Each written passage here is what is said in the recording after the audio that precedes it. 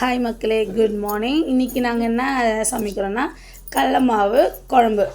So எங்கள் அம்மா சமைக்கிறாங்க, சூப்பராக இருக்கும். ரியலாகவே என்னென்ன இன்க்ரீடியன்ஸ் போடுறாங்கன்னு பார்க்கலாம் வாங்க. எத்தனை தக்காளிமா?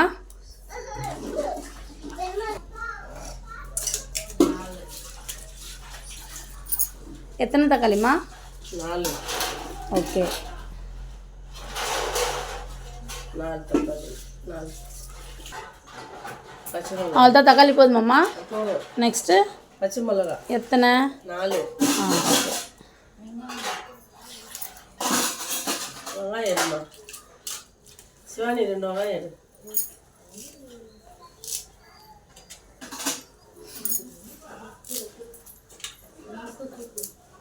கருவேப்பிலை கொத்தமல்லிமா? கருவேப்பிலை கொத்தமல்லி எவ்வளோ போடுற? தேவையான அளவு மிளகு.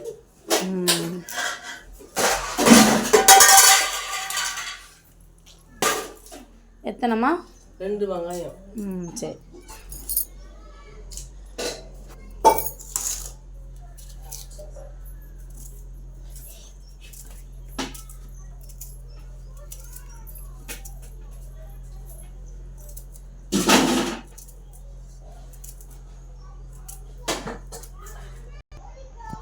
அப்புறம் என்னம்மா போடுற? பூண்டு 4 பல்லு. ஓகே. இப்போ இதெல்லாம் வதக்கணுமா? ஓகே.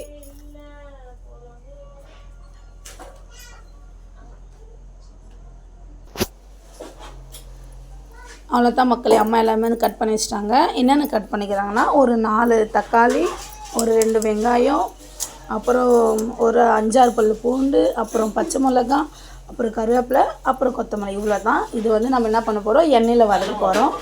வதக்கிட்டு கடல மாவு இங்கே பாருங்கள், அம்மா கரைக்கிறாங்க பாருங்கள். இது கரைச்சிட்டு நம்ம வந்து அதில் ஊற்றிட்டா கடல மாவு குழம்பு ரெடி. பட் அம்மா என்ன ப்ராசஸ் பண்ணுறாங்கன்றதை நம்ம இப்போ பார்க்கலாம்.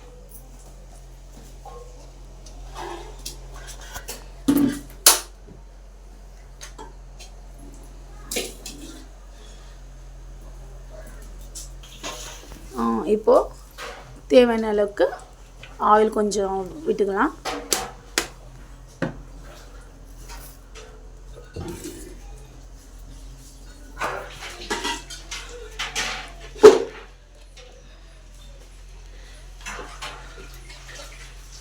நம்ம போடுற கடுகு.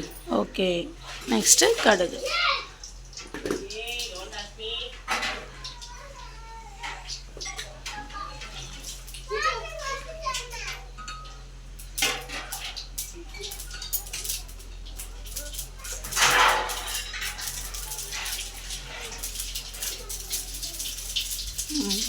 கடுகு நல்லா பொரிஞ்சு வருது.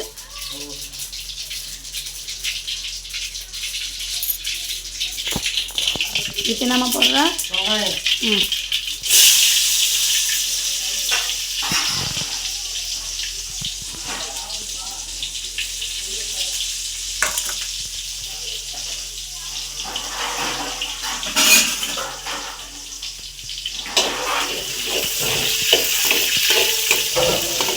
இது எப்படிம்மா, வெங்காயம் நல்லா தீயணுமா இல்லை ப்ரௌன் கலரில் வந்தால் போதுமா? ப்ரௌன் கலரில் வந்தால் போதும். ஓகே. கோல்டு கலரில் வந்துச்சுன்னா தக்காளி போட்டு. ஓகே.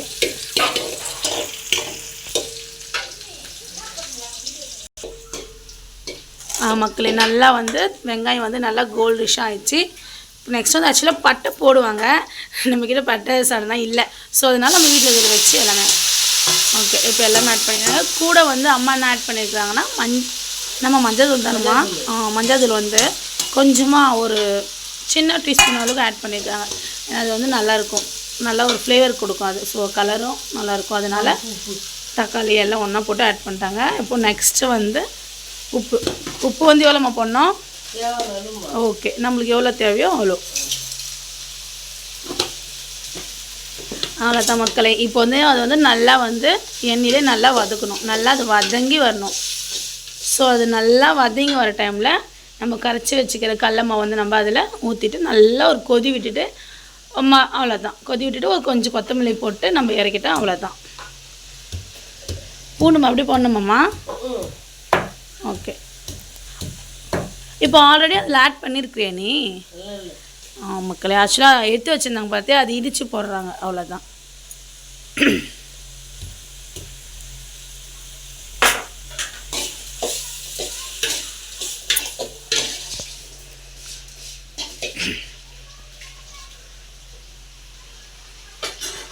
மக்களே நல்லா வந்து அது வந்து எண்ணெயிலே நல்லா வதங்கணும். அவ்வளோதான் மக்கள். எங்கள் வந்து ஒரு சின்ன கிச்சன் தான், யார் எதுவும் நினச்சிக்காதீங்கன்னா இவ்வளோ அன்டீசெண்டாக இருக்குது அப்படின்னு நினச்சிக்காதீங்க. எங்கள் சின்ன கிச்சன் தான். ஸோ அதனால் அது அப்படி தான் இருக்கும். அட்ஜஸ்ட் பண்ணி பாருங்கள், எதுவும் தப்பாக நினச்சிக்காதீங்க மக்களை. இன்னும் கொஞ்சம் வதங்கட்டும். வதங்கிட்டு வந்துச்சு, இன்னும் நல்லா வதங்கி வரட்டும்.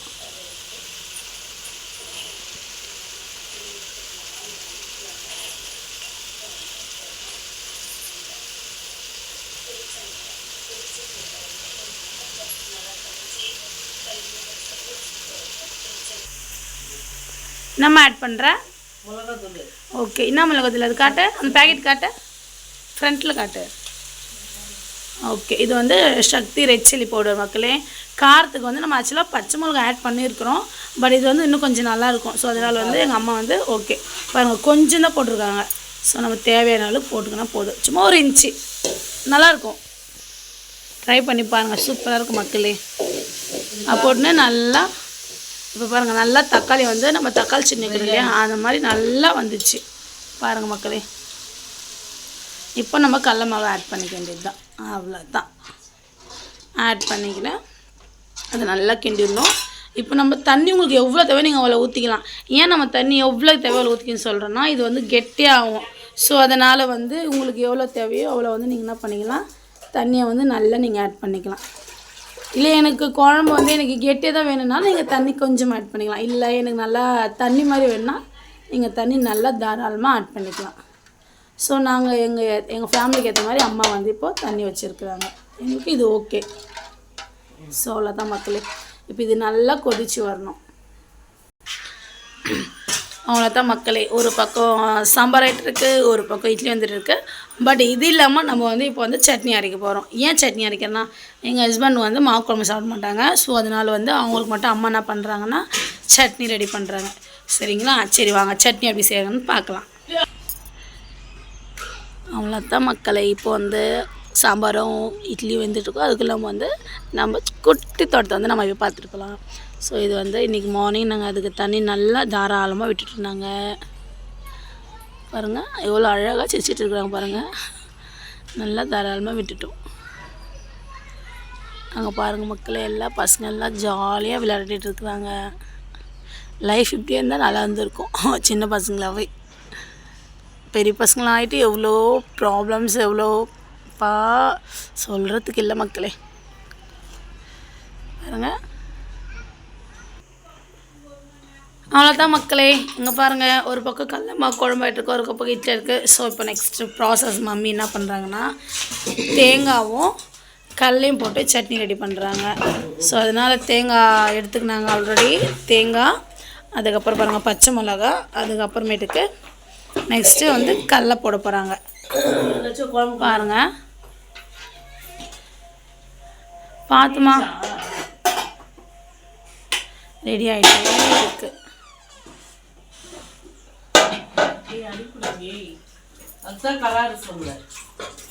அவ்வளோதான். இப்போ கொஞ்சம் தண்ணி ஊற்றிக்கிறாங்க பாருங்கள். ஓகே உஷாருமா. கடலை போடவே இல்லையே. அவ்வளோதான் மக்களே. இதில் வந்து பூண்டு ஆட் பண்ணியிருக்கிறாங்க. எங்கே பாருங்கள் அம்மா, எத்தனை பூண்டுமா போட்டேன்? 4 பூண்டு. அப்புறம் ஒரு கைப்பிடி அளவு வந்து கடலை. ஸோ தேங்காய், பச்சை மிளகா, ஒரு 4 பல் பூண்டு, அப்புறம் கடலை மக்களே. நம்ம தேவையான அளவுக்கு உப்பு போட்டுக்கிட்டு நல்லா அரைச்சிடலாம். அவ்வளோதான்.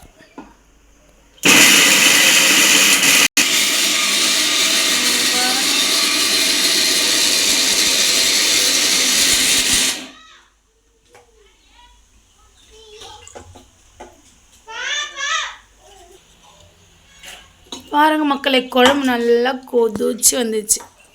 இன்னும் கொதிக்கணும். நல்லா கொதிச்சா ஒரு முறை கொஞ்சம் கெட்டியான சிறுங்கொதி வரும்னு சொல்லுவாங்க இல்லையா. ஸோ அப்போ அந்த சிறு கொதியாக வந்துச்சுன்னா நம்மளுக்கு வந்து சாம்பார் வந்து ரெடி ஆயிடுச்சு. அப்போ நம்ம இறக்கலாம். பாருங்கள் இட்லி நல்லா ஆவி போக போயிட்டு இருக்க இட்லி வந்துச்சுன்னு நினைக்கிறேன். அம்மா இட்லி வந்துச்சா பாருமா.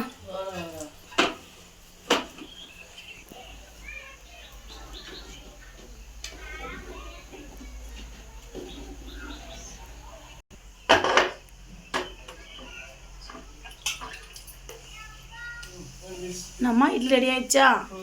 ஓகே மக்களை இட்லி நல்லா வெந்துச்சான். ஸோ நம்ம இப்போ இட்லி எடுத்து